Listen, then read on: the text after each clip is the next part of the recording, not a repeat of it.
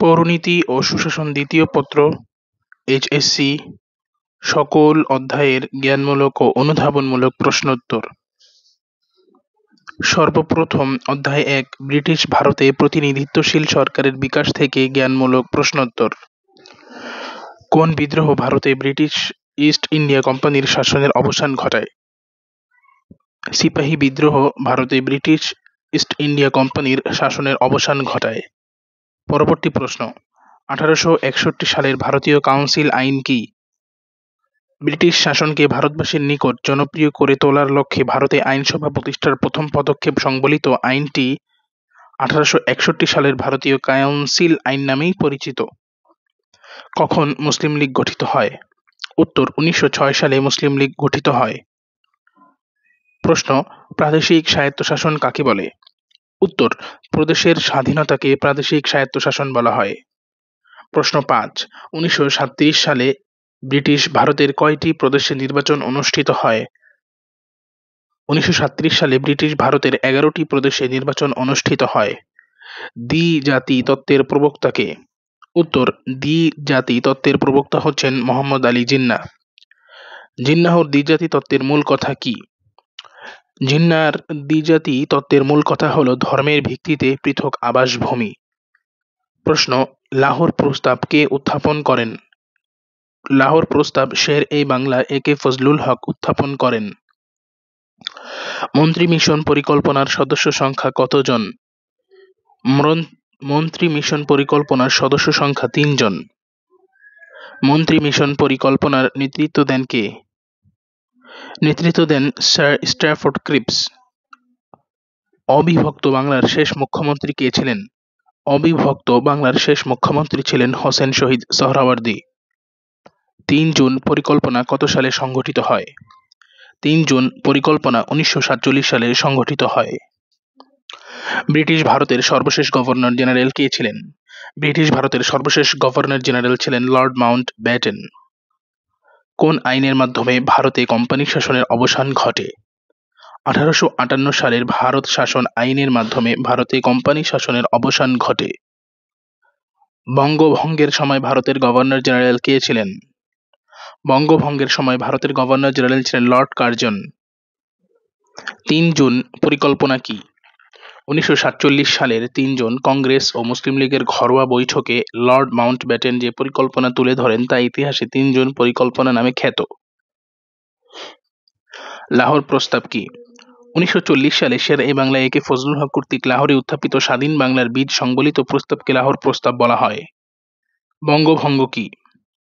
1905 সালে ভারতের সর্ববৃহৎ বাংলা প্রদেশকে বিভক্ত করে দুটি নতুন প্রদেশ সৃষ্টি করাই ইতিহাসে বঙ্গভঙ্গ নামে পরিচিত। কত সালে বেঙ্গল প্যাক্ট চুক্তি স্বাক্ষরিত হয়? 1923 সালে বেঙ্গল প্যাক্ট চুক্তি স্বাক্ষরিত হয়। সর্বভারতীয় জাতীয় কংগ্রেস কখন গঠিত হয়? 1885 সালে। দ্বৈত শাসন কি? বস্তুত 1919 সালের ভারত শাসন আইনে প্রাদেশিক সরকারের বিষয়সমূহকে দুভাগে ভাগ করে দেওয়া হয় বলে একে দ্বৈত শাসন বলে। দ্বৈত শাসন বলতে দুই ধরনের শাসন ব্যবস্থাকে বোঝায়। কত সালে সর্বভারতীয় মুসলিম লীগ গঠন করা হয়েছিল? 1906 সালে সর্বভারতীয় মুসলিম লীগ গঠন করা হয়েছিল। ভারতীয় জাতীয় কংগ্রেসের প্রতিষ্ঠাতা কে? ভারতীয় জাতীয় কংগ্রেসের প্রতিষ্ঠাতা হচ্ছেন ভারতীয় সিভিল সার্ভিসের অবসরপ্রাপ্ত কর্মকর্তা স্যার অ্যালান অক্টেভিয়ান হিউম। পলাশির যুদ্ধ কখন সংঘটিত হয়? উত্তর, 1757 সালে। বঙ্গভঙ্গের সমর্থনে মুসলমানদের সংগঠিতকরণ কে? নবাব স্যার সলিমুল্লাহ। মরলে মিন্টু সংস্কার আইন কি? 1919 সালে ভারতবর্ষের গভর্নর জেনারেল লর্ড মিন্টু ও ভারত সচিব লর্ড মরলে যৌথভাবে ভারত শাসনে যে আইন প্রবর্তন করেন তাই মরলে মিন্টু সংস্কার আইন নামে পরিচিত। কখন মরলে মিন্টু সংস্কার আইন পরিণীত হয়? 1919 সালে মরলে মিন্টু সংস্কার আইন পরিণীত হয়। পূর্ববঙ্গ আসাম প্রদেশের প্রথম গভর্নর কে ছিলেন? পূর্ববঙ্গ ও আসাম প্রদেশের প্রথম গভর্নর ছিলেন স্যার ব্যামফিল্ড ফুলার। বঙ্গভঙ্গ কখন হয়? 1905 সালের 1 সেপ্টেম্বর বঙ্গভঙ্গ হয়। বঙ্গভঙ্গ রদ কত সালে হয়েছিল? 1911 সালে। সিপাহী বিদ্রোহ কত সালে সংঘটিত হয়? 1857 সালে। স্বাধীন ভারতের প্রথম গভর্নর জেনারেল কে ছিলেন? Lord William. পরবর্তীতে অধ্যায় 2, পাকিস্তান থেকে বাংলাদেশ অধ্যায়টি থেকে জ্ঞানমূলক প্রশ্নোত্তর। প্রশ্ন ১, কত সালের সংবিধান বাংলাকে পাকিস্তানের রাষ্ট্রভাষার মর্যাদা দেওয়া হয়? 1956 সালের সংবিধানে বাংলাকে পাকিস্তান রাষ্ট্রভাষার মর্যাদা দেওয়া হয়। পাকিস্তানের প্রথম সংবিধান কত সালে কার্যকর করা হয়? 1956 সালের 23 মার্চ থেকে। লাহোর প্রস্তাব কে পেশ করেন? A.K. ফজলুল হক। পাকিস্তানের প্রথম গভর্নর জেনারেল কে ছিলেন? মোহাম্মদ আলী জিন্নাহ। ভাষা আন্দোলন কি? পাকিস্তান সৃষ্টির পরপরই বাংলা ভাষা ও সংস্কৃতির বিরুদ্ধে ষড়যন্ত্র শুরু হয়, অর্থাৎ পাকিস্তানি শাসক গোষ্ঠী একমাত্র উর্দুকে গোটা পাকিস্তানের রাষ্ট্রভাষা করতে চায়। ফলে বাঙালি জনগণ, বিশেষ করে ছাত্র ও যুব সম্প্রদায় বাংলা ভাষা, সাহিত্য ও সংস্কৃতি রক্ষার জন্য ঐক্যবদ্ধ আন্দোলনে ঝাঁপিয়ে পড়ে। এটাই ভাষা আন্দোলন নামে খ্যাত। প্রশ্ন, কার নেতৃত্বে তমুদ্দুন মজলিস গঠিত হয়? তরুণ অধ্যাপক আবুল কাসেমের নেতৃত্বে। ঢাকা বিশ্ববিদ্যালয়ের তরুণ অধ্যাপক আবুল কাসেমের নেতৃত্বে তমুদ্দুন মজলিস কত সালে গঠিত হয়? 1947 সালে। ধীরেন্দ্রনাথ দত্ত কে ছিলেন? ধীরেন্দ্রনাথ দত্ত ছিলেন একজন প্রখ্যাত আইনজীবী। তিনি কুমিল্লা থেকে নির্বাচিত পাকিস্তান গণপরিষদের সদস্য ছিলেন। পরবর্তী প্রশ্ন, পাকিস্তান গণপরিষদে বাংলা ভাষার দাবি প্রথম কে উত্থাপন করেন? গণপরিষদ সদস্য ধীরেন্দ্রনাথ দত্ত। যুক্তফ্রন্ট কি? 54 সালের পাকিস্তানের সাধারণ ও প্রাদেশিক নির্বাচনকে সামনে রেখে আওয়ামী লীগ, কৃষক শ্রমিক লীগ, নিজামে ইসলাম পার্টি, গণতন্ত্রী দল এবং পাকিস্তান খেলাফতে রব্বানী পার্টির সমন্বয়ে যে রাজনৈতিক জোট গঠন করা হয়েছিল তা ইতিহাসে যুক্তফ্রন্ট নামে পরিচিত। যুক্তফ্রন্ট গঠিত হয় কত সালে? যুক্তফ্রন্ট গঠিত হয় 1953 সালের 4 ডিসেম্বর। 1953 সালের 4 ডিসেম্বর। যুক্তফ্রন্টের নির্বাচনী প্রতীক কি ছিল? সঠিক উত্তরটি হচ্ছে নৌকা। যুক্তফ্রন্ট সরকারের কৃষিমন্ত্রী কে ছিলেন? শেখ মুজিব। সামরিক শাসন কি? সাধারণত সামরিক বাহিনীর শাসনকে সামরিক শাসন বলে। পাকিস্তানে সামরিক শাসন প্রথম কত সালে জারি করা হয়? 1958 সালে। মৌলিক গণতন্ত্র জারি করেন কে? জেনারেল মোহাম্মদ আইয়ুব খান। আইয়ুব খান মৌলিক গণতন্ত্র জারি করেন। পাকিস্তানে প্রথম সামরিক শাসন কে জারি করেন? প্রথম সামরিক শাসন জারি করেন প্রেসিডেন্ট ইস্কান্দার মির্জা। পরবর্তী প্রশ্ন, কে কখন 6 দফা কর্মসূচি পেশ করেন? শেখ মুজিব 1966 সালের 5-6 ফেব্রুয়ারি 6 দফা কর্মসূচি ঘোষণা করেন। 6 দফার প্রথম দফা উল্লেখ করো। 6 দফার প্রথম দফা ছিল লাহোর প্রস্তাবের ভিত্তিতে পাকিস্তানকে একটি সত্যিকারের যুক্তরাষ্ট্র হিসেবে গড়ে তুলতে হবে। আগরতলা মামলা কি? আগরতলা মামলা বাঙালি জাতীয়তাবাদ ভিত্তিক আন্দোলনকে নস্যাৎ করার জন্য স্বৈরাচারী আইয়ুব সরকার বঙ্গবন্ধু সহ মোট 35 জনের বিরুদ্ধে 1968 সালে যে রাষ্ট্রদ্রোহের মামলা বা মিথ্যা মামলা করে তাই আগরতলা মামলা নামে পরিচিত। শেখ মুজিবুর রহমানকে বঙ্গবন্ধু উপাধিতে ভূষিত করেন কে? শেখ মুজিবুর রহমানকে বঙ্গবন্ধু উপাধিতে ভূষিত করেন তৎকালীন ডাকসুর ভিপি তোফায়েল আহমেদ। 1970 সালে জাতীয় পরিষদের নির্বাচনে আওয়ামী লীগ সর্বমোট কয়টি আসন লাভ করে? সর্বমোট 167টি আসন লাভ করে। রেসকোর্স ময়দান এর বর্তমান নাম কি? রেসকোর্স ময়দানের বর্তমান নাম সোহরাওয়ার্দী উদ্যান। মুক্তিযুদ্ধের সর্বাধিনায়ক কে ছিলেন? শেখ মুজিব। মুজিবনগর সরকারের রাষ্ট্রপতি কে ছিলেন? রাষ্ট্রপতি ছিলেন শেখ মুজিব। মুজিবনগর সরকারের প্রধানমন্ত্রী কে ছিলেন? মুজিবনগর সরকারের প্রধানমন্ত্রী ছিলেন তাজ উদ্দিন আহমেদ। অপারেশন সার্চলাইট কি? পাকিস্তানি শাসক কর্তৃক 71 সালের 25 মার্চ রাতে যে গণহত্যা হয়েছিল তাই ইতিহাসে অপারেশন সার্চলাইট নামে পরিচিত। 1969 সালে গণ অভ্যুত্থান কি? 1969 সালের গণ অভ্যুত্থান 11 দফা ভিত্তিক গণ আন্দোলনেই 1969 সালের গণ অভ্যুত্থান। বাঙালির ম্যাগনা কার্টা বলা হয় কোনটিকে? বাঙালির ম্যাগনা কার্টা বলা হয় 6 দফা কর্মসূচিকে। 6 দফা কর্মসূচি কে? 6 দফা কর্মসূচি কি? 6 দফা কর্মসূচি হচ্ছে বঙ্গবন্ধু শেখ মুজিবুর রহমান 1966 সালে লাহোরে বিরোধী দলীয় সম্মেলনে বাঙালি জাতির স্বায়ত্তশাসনের দাবি সংবলিত 6 দফা ভিত্তিক যে কর্মসূচি পেশ করেন ইতিহাসে তাই 6 দফা কর্মসূচি নামে খ্যাত। 1970 সালে সাধারণ নির্বাচনে জাতীয় পরিষদের কয়টি আসনে আওয়ামী লীগ জয়লাভ করে? সাধারণ নির্বাচনে হচ্ছে গিয়ে 162টি এবং মোট আসনটি হচ্ছে 167 আসনে জয়লাভ করে। আগরতলা মামলার আসামি কতজন ছিলেন?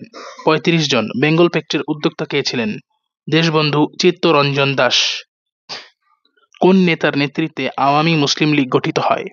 হোসেন শহীদ সোহরাওয়ার্দীর নেতৃত্বে আওয়ামী মুসলিম লীগ গঠিত হয়। কত তারিখে মুজিবনগর সরকার গঠিত হয়? 10 এপ্রিল 1971। 10 এপ্রিল 1971। কত সালে 6 দফা কর্মসূচি ঘোষণা করা হয়? 5-6 ফেব্রুয়ারি 1966। 1966 সালের 5-6 ফেব্রুয়ারি ঐতিহাসিক 6 দফা কর্মসূচি ঘোষণা করা হয়।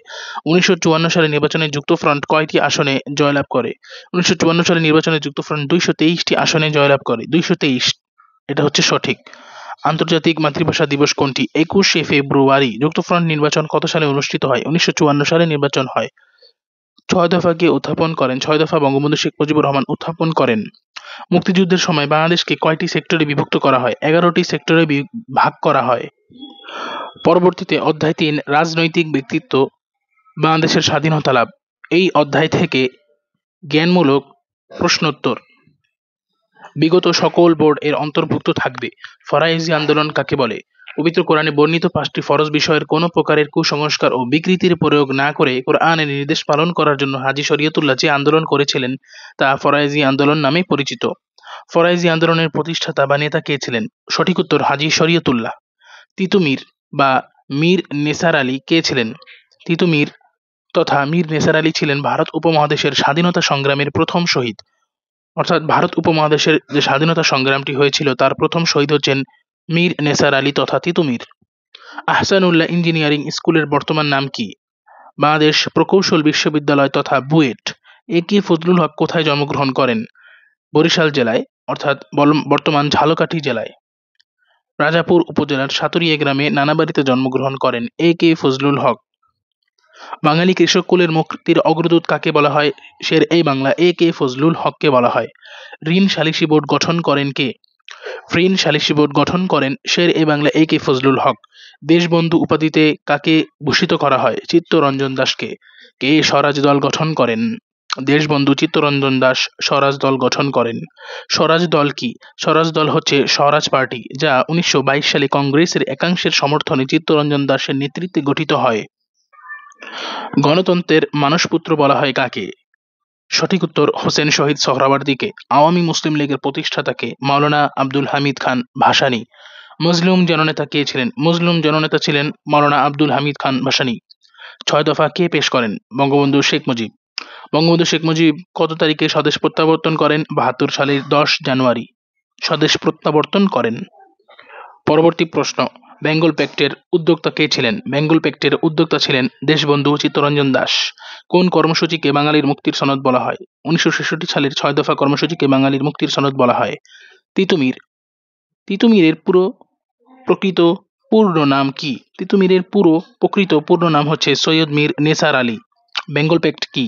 বেঙ্গল প্যাক্ট হলো হিন্দু মুসলমানদের মধ্যে সাম্প্রদায়িক ব্যবধান দূর করে পারস্পরিক সম্প্রীতি তৈরির জন্য 1923 সালে সম্পাদিত ঐতিহাসিক চুক্তি। নওয়াব আব্দুল লতিফ কবে জন্মগ্রহণ করেন? নওয়াব আব্দুল লতিফ 1828 সালে জন্মগ্রহণ করেন। 1828। কাকে বাংলার সৈয়দ আহমদ বলা হয়? নওয়াব আব্দুল লতিফকে। মোহামেডান লিটারারি সোসাইটি কে প্রতিষ্ঠা করেন? মোহামেডান লিটারারি সোসাইটি প্রতিষ্ঠা করেন নওয়াব আব্দুল লতিফ। নওয়াব আব্দুল লতিফ। বাঁশের কেল্লা কোথায় নির্মিত? বাঁশের কেল্লা কোথায় নির্মিত হয়? উত্তর, কলকাতা নিকটবর্তী নারিকেল বাড়িয়ায় বাঁশের কেল্লা নির্মিত হয়। বাঁশের কেল্লা কে নির্মাণ করেন? বাঁশের কেল্লা তিতুমির নির্মাণ করেন। বাঙালির ম্যাগনা কার্টা কাকে বলা হয়? 6 দফাকে বাঙালির ম্যাগনা কার্টা বা মুক্তির সনদ বলা হয়। পরবর্তীতে অধ্যায় 4 বাংলাদেশের সংবিধান থেকে জ্ঞানমূলক প্রশ্নোত্তর। প্রশ্ন, কত তারিখে বাংলাদেশের সংবিধান কার্যকর হয়? 1972 সালের 16 ডিসেম্বর বাংলাদেশের সংবিধান কার্যকর হয়। সংবিধান কি? সংবিধান হচ্ছে রাষ্ট্র পরিচালনার মৌলিক নীতিমালা সংবলিত সর্বোচ্চ দলিল। 1972 সালের সংবিধানে বাংলাদেশে কোন পদ্ধতির সরকার প্রবর্তন করা হয়? সঠিক উত্তর, 1972 সালের সংবিধানে বাংলাদেশের সংসদীয় তথা মন্ত্রী পরিষদ শাসিত পদ্ধতির সরকার প্রবর্তন করা হয়। বাংলাদেশ সংবিধান কত তারিখে গৃহীত হয়েছে? 1972 সালের 4 নভেম্বর গৃহীত হয়েছে। 1972 সালে সংবিধান খসড়া প্রণয়ন কমিটির সদস্য সংখ্যা কতজন? 34 জন। বাংলাদেশ সংবিধান প্রণয়ন কমিটির প্রধান কে ছিলেন? প্রধান ছিলেন ডক্টর কামাল হোসেন। পরবর্তী প্রশ্ন, বাংলাদেশের সংবিধানের অনুচ্ছেদ কয়টি? বাংলাদেশের সংবিধানের অনুচ্ছেদ 153টি। বাংলাদেশ সংবিধানের কতটি তফসিল রয়েছে? 60টি তফসিল রয়েছে। ন্যায়পাল কি? ন্যায়পাল হলো এমন একজন অতি উচ্চ ক্ষমতা সম্পন্ন পর্যায়ের একজন সরকারি কর্মকর্তা যিনি সরকার, বিশেষত প্রশাসনের যে কোনো দপ্তর, বিভাগ বা কর্মকর্তার বিরুদ্ধে উত্থাপিত অভিযোগের সরাসরি তদন্ত করতে পারেন। বাংলাদেশের রাষ্ট্রীয় মূলনীতি কয়টি? বাংলাদেশের রাষ্ট্রীয় মূলনীতি হচ্ছে 4টি। এগুলো হচ্ছে জাতীয়তাবাদ, সমাজতন্ত্র, গণতন্ত্র ও ধর্মনিরপেক্ষতা। ধর্মনিরপেক্ষতা কি? দেশ থেকে সর্বপ্রকার সাম্প্রদায়িকতা উচ্ছেদ করে রাজনৈতিক উদ্দেশ্য রাজনৈতিক উদ্দেশ্যে ধর্মের অপব্যবহার প্রতিরোধ করে সকল ধর্মকে সমান মর্যাদা দেওয়ার নীতিই হলো ধর্মনিরপেক্ষতা। মৌলিক অধিকার কি? মৌলিক অধিকার হলো রাষ্ট্র প্রদত্ত সেসব সুযোগ সুবিধা যা নাগরিকদের ব্যক্তিত্ব বিকাশের জন্য অপরিহার্য। কত সালের সংবিধানে বাংলাকে রাষ্ট্রভাষার মর্যাদা দেওয়া হয়? 1956 সালের সংবিধানে। বাংলাদেশের সংবিধানে এই পর্যন্ত কয়টি সংশোধনী হয়েছে? 17টি সংশোধনী হয়েছে। সংবিধানের কোন সংশোধনীর মাধ্যমে তত্ত্বাবধায়ক সরকার বাতিল করা হয়? সংবিধানের পঞ্চদশ সংশোধনীর মাধ্যমে তত্ত্বাবধায়ক সরকার বাতিল করা হয়। সংবিধানের কত নম্বর অনুচ্ছেদে সংবিধান সংশোধন পদ্ধতি উল্লেখ রয়েছে? 142 অনুচ্ছেদে সংবিধান সংশোধনের পদ্ধতির উল্লেখ রয়েছে। সংবিধান রচনা কমিটি সভাপতি করেছিলেন কে? এটা হচ্ছে ডক্টর কামাল হোসেন। পরবর্তী প্রশ্ন, অধ্যায় 7 থেকে সাংবিধানিক প্রতিষ্ঠান। জ্ঞানমূলক প্রশ্নোত্তর। সাংবিধানিক প্রতিষ্ঠান কাকে বলে?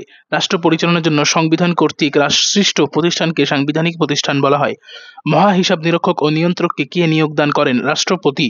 অধ্যাদেশ জারি করেন কে? রাষ্ট্রপতি। বাংলাদেশ সংবিধানের অভিভাবক কে? Bangladesh supreme court. খুবই গুরুত্বপূর্ণ প্রশ্ন। বাংলাদেশ সংবিধানের অভিভাবক বাংলাদেশ সুপ্রিম কোর্ট। বাংলাদেশ সরকারি কর্ম কমিশনের প্রধান কাজ কি? প্রধান কাজ দক্ষ ও যোগ্য সরকারি কর্মচারীদের নিয়োগ প্রদান করা। বাংলাদেশ সরকারি কর্ম কমিশন কি? বাংলাদেশ সরকারি গণপ্রজাতন্ত্রী বাংলাদেশের কর্মচারীদের নিয়োগ, বদলি ইত্যাদি নির্ধারণের জন্য আইনের দ্বারা গঠিত সাংবিধানিক প্রতিষ্ঠান বাংলাদেশ সরকারি কর্ম কমিশন নামেই পরিচিত। দুদক বা দুর্নীতি দমন কমিশন কখন প্রতিষ্ঠিত হয়? 2004 সালের 21 নভেম্বর। জাতীয় সংসদের সদস্য সংখ্যা কত? 350। দুর্নীতি দমন কমিশনকে সংক্ষেপে কি বলা হয়? দুর্নীতি দমন কমিশনকে সংক্ষেপে দুদক বলা হয়। বিপিএসসি এর পূর্ণরূপ কি? Bangladesh public service commission. বাংলাদেশের সর্বোচ্চ আইন কর্মকর্তার পদবি কি? বাংলাদেশের সর্বোচ্চ আইন কর্মকর্তার পদবি অ্যাটর্নি জেনারেল। অ্যাটর্নি জেনারেলকে নিয়োগ দেন কে? রাষ্ট্রপতি। রাষ্ট্রের সর্বোচ্চ আইন কর্মকর্তা কে? রাষ্ট্রের সর্বোচ্চ আইন কর্মকর্তা অ্যাটর্নি জেনারেল। সরকারের প্রধান আইন কর্মকর্তাকে কি বলা হয়? অ্যাটর্নি জেনারেল বলা হয়। অ্যাটর্নি জেনারেলের মূল কাজ কি? সরকারের পক্ষে আইন লড়াই করা এর মূল কাজ। সরকারি কর্ম কমিশনের প্রধানের পদবি কি? পদবি হচ্ছে চেয়ারম্যান। বাংলাদেশ জাতীয় সংসদে সংরক্ষিত মহিলা আসন কয়টি? 50টি। অধ্যায় 10 নাগরিক সমস্যা ও আমাদের করণীয় থেকে জ্ঞানমূলক প্রশ্নোত্তর। প্রতিবন্ধী কারা অথবা বিশেষ চাহিদার জনগোষ্ঠী কারা? উত্তর, যারা স্বাভাবিক জীবনযাপন করতে পারে না, নিজেদের চাহিদা নিজেরা পূরণ করতে পারে না, তাদেরকেই বলা হয় বিশেষ চাহিদার জনগোষ্ঠী। এই বিশেষ চাহিদার জনগোষ্ঠীর মধ্যে অন্যতম হলো প্রতিবন্ধী। অটিজম কি? অটিজম হলো মস্তিষ্কের স্বাভাবিক বিকাশের একটি জটিল প্রতিবন্ধকতা যা শিশুর জন্মের 1 বছর 6 মাস থেকে 3 বছরের মধ্যে প্রকাশ পায়। দুর্নীতি কি? আক্ষরিক অর্থে দুর্নীতি বা কারাপশন বলতে সমাজে প্রচলিত রীতিনীতি, আদর্শ ও মূল্যবোধের পরিপন্থী আচরণকে বোঝায়। সহজ কথায় ক্ষমতাকে ব্যক্তিগত লাভের উদ্দেশ্যে ব্যবহার করাকে দুর্নীতি বলে। বিএসটিআই এর পূর্ণরূপ কি? বিএসটিআই এর পূর্ণরূপ হচ্ছে Bangladesh standard and testing institution. Eve teasing কাকে বলে? পুরুষ কর্তৃক নারীকে উত্ত্যক্ত, ঠাট্টা, বিব্রত, লাঞ্ছিত এবং যৌন নিপীড়ন করাকে ইফটিজিং বলে। ইভ শব্দের অর্থ কি? ইভ শব্দের অর্থ নারী। সিএফসি এর পূর্ণরূপ কি? ক্লোরোফ্লোরোকার্বন। ক্লোরোফ্লোরোকার্বন। প্রাকৃতিক দুর্যোগ কি? বৈশ্বিক জলবায়ু পরিবর্তন বা প্রাকৃতিকভাবে বা প্রকৃতিগতভাবে সৃষ্ট দুর্যোগকে প্রাকৃতিক দুর্যোগ বলে। গ্রিনহাউস গ্যাস কি? Carbon dioxide, methane, CFC, nitrogen, sulphur dioxide ইত্যাদি গ্যাসকে একত্রে গ্রিনহাউস গ্যাস বলে। গ্রিনহাউস বলতে কি বোঝায়? শীতপ্রধান দেশসমূহে শীতের হাত থেকে শস্য রক্ষা করতে কাচের তৈরি ঘরে বিকিরিত তাপ ধরে রাখা হয়, ফলে ওই ঘরকে গ্রিনহাউস বলে। এইডস এর পূর্ণরূপ কি? এইডস এর পূর্ণরূপ হলো acquired immune deficiency syndrome. Acquired immune deficiency syndrome. HIV এর পূর্ণরূপ কি?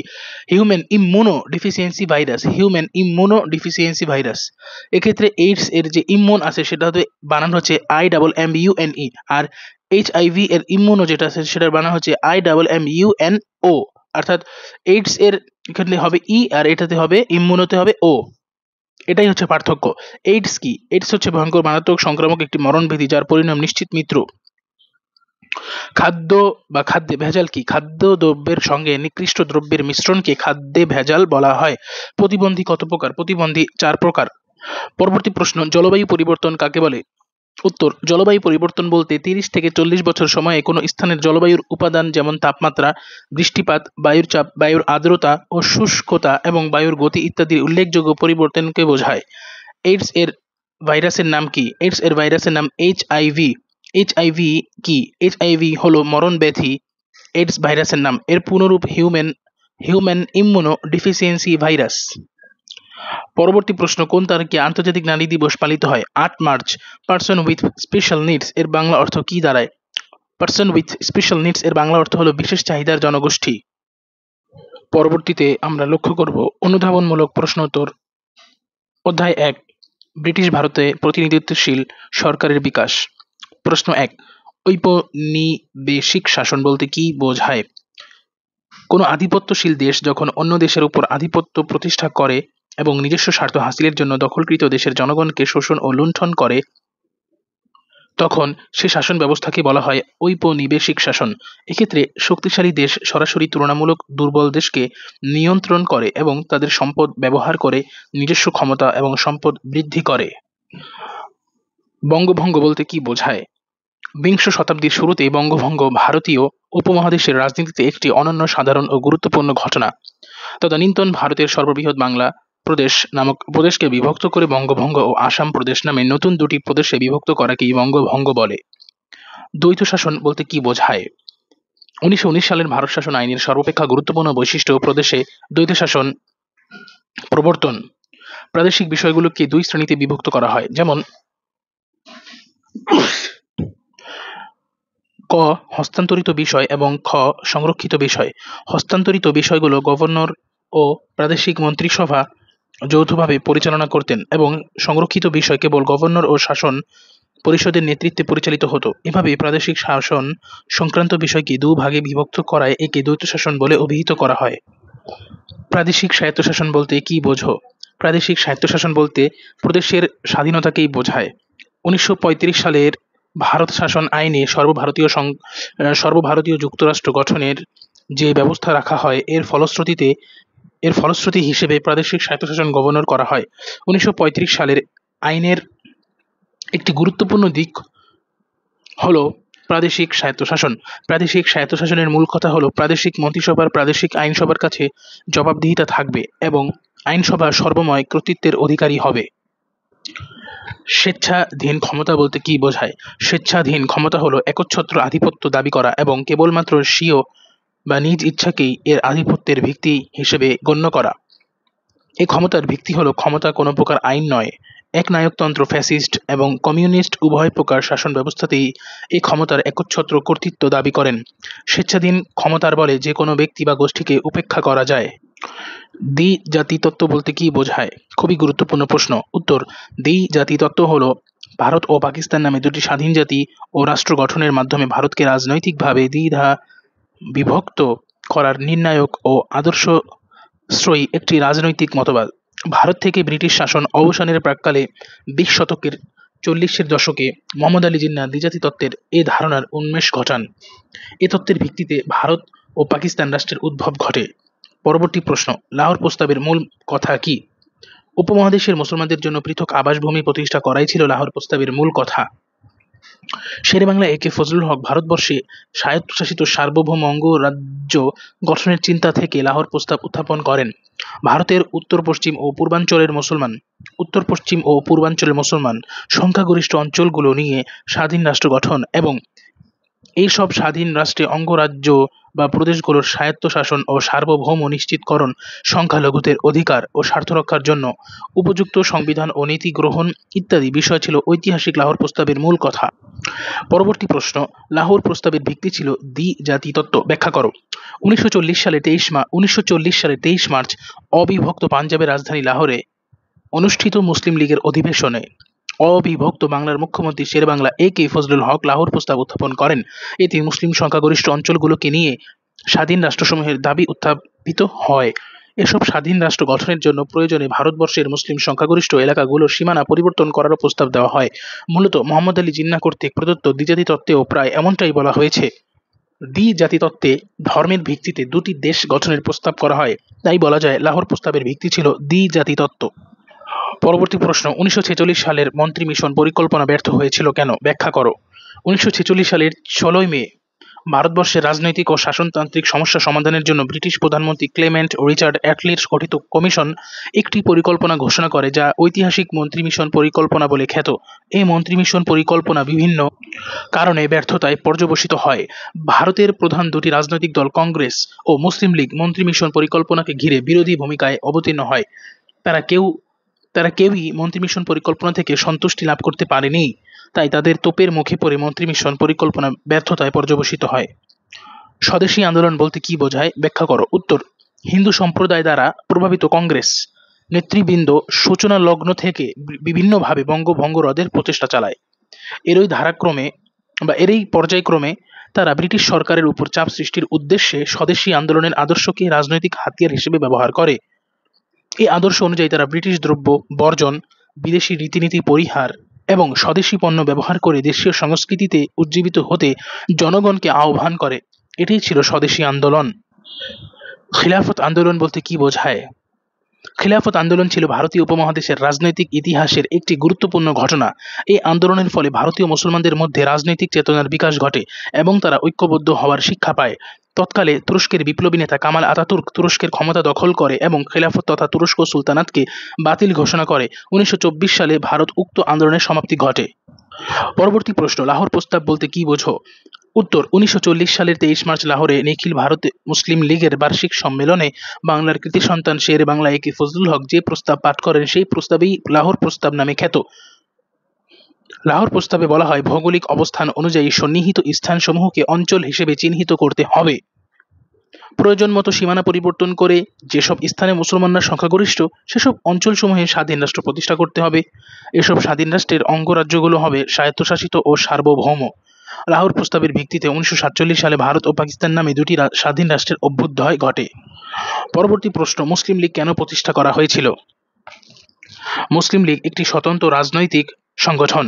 1885 সালে প্রতিষ্ঠিত ভারতের জাতীয় কংগ্রেস অসাম্প্রদায়িক রাজনৈতিক সংগঠন হিসেবে পরিচিতি লাভ করলেও অল্পকালের মধ্যে তা সাম্প্রদায়িক সংগঠনে পরিণত হয় এবং কেবল হিন্দুদের স্বার্থের প্রতিনিধিত্বের দিকে ঝুঁকে পড়ে, যার ফলে ভারতবর্ষে সাম্প্রদায়িক দাঙ্গা দেখা দেয়। মুসলমানদের স্বার্থ উপেক্ষিত হওয়ায় তারা একটি স্বতন্ত্র সংগঠনের মাধ্যমে স্বতন্ত্র আবাসভূমি প্রতিষ্ঠার প্রয়োজন অনুভব করে, যার কারণে 1906 সালে মুসলিম লীগ গঠন করা হয়। কেন ব্রিটিশ সরকার ভাগ করো শাসন করো নীতি গ্রহণ করেছিল? উত্তর, ব্রিটিশ ইস্ট ইন্ডিয়া কোম্পানি 1757 সালে পলাশী যুদ্ধের পর কূটকৌশল ও বল প্রয়োগের মাধ্যমে বাংলা, বিহার, উড়িষ্যা ছাড়াও সমগ্র ভারতবর্ষে তাদের শাসন কর্তৃত্ব প্রতিষ্ঠা করে। ভারতবাসী ব্রিটিশ শাসন শোষণ নির্যাতনের বিরুদ্ধে আন্দোলন সংগ্রাম শুরু করে।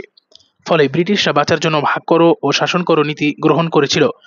এই নীতির আওতায় তারা 1905 সালে বঙ্গভঙ্গ অর্থাৎ বাংলাকে বিভক্ত করে একটি সম্প্রদায়কে নিজেদের অনুকূলে রেখে অপর সম্প্রদায়কে শাসন করার পরিকল্পনা গ্রহণ করে।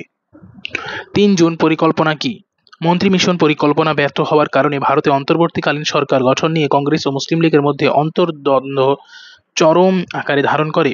এ সময় ভারতের নতুন ভাইসরয় লর্ড মাউন্টব্যাটেন কংগ্রেস ও মুসলিম লীগ নেতৃবৃন্দের সাথে ক্ষমতা হস্তান্তর ও সাম্প্রদায়িক সম্প্রীতি রক্ষার জন্য নিরলস প্রচেষ্টা চালান, কিন্তু এ প্রচেষ্টায় তিনি ব্যর্থ হয়ে ঘোষণা করেন, ভারত বিভাগ ছাড়া ভারতের শান্তি প্রতিষ্ঠার কোনো বিকল্প উপায় নেই।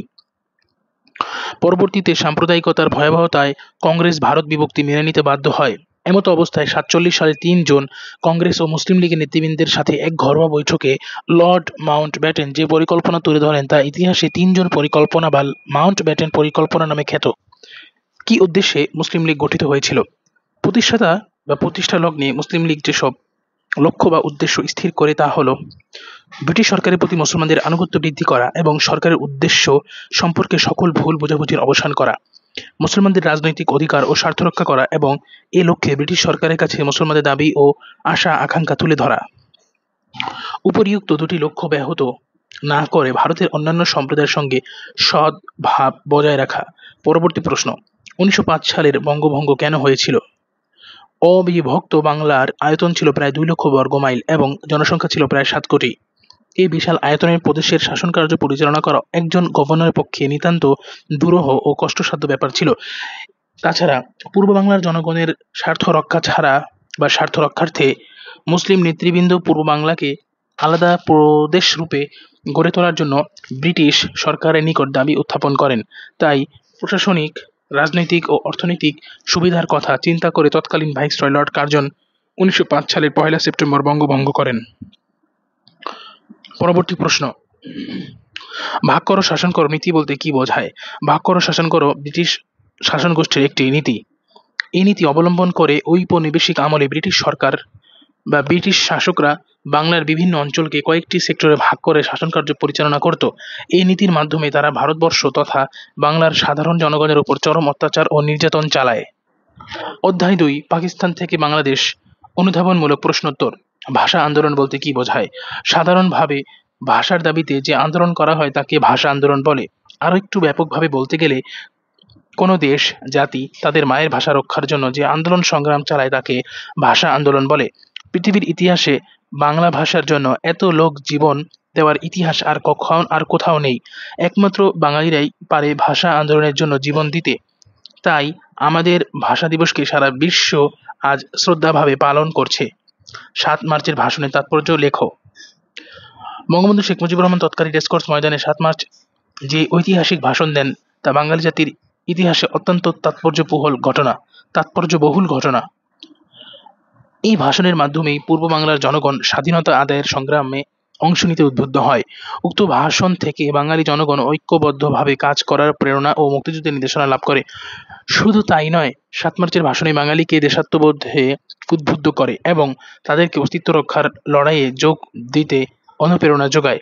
এরই ফলশ্রুতিতে বাঙালি জাতি স্বাধীন বাংলাদেশের অভ্যুদয় ঘটাতে রক্তক্ষয়ী মুক্তি সংগ্রামে ঝাঁপিয়ে পড়ে এবং স্বাধীন করে বাংলাদেশকে। স্বাধীনতায় উদ্দীপ্ত বাঙালি জাতির জন্য 7 মার্চের ভাষণ ছিল একটি মাইলফলক। ভাষা আন্দোলন কেন হয়েছিল? বাংলাকে রাষ্ট্রভাষা করার দাবিতে ভাষা আন্দোলন হয়েছিল।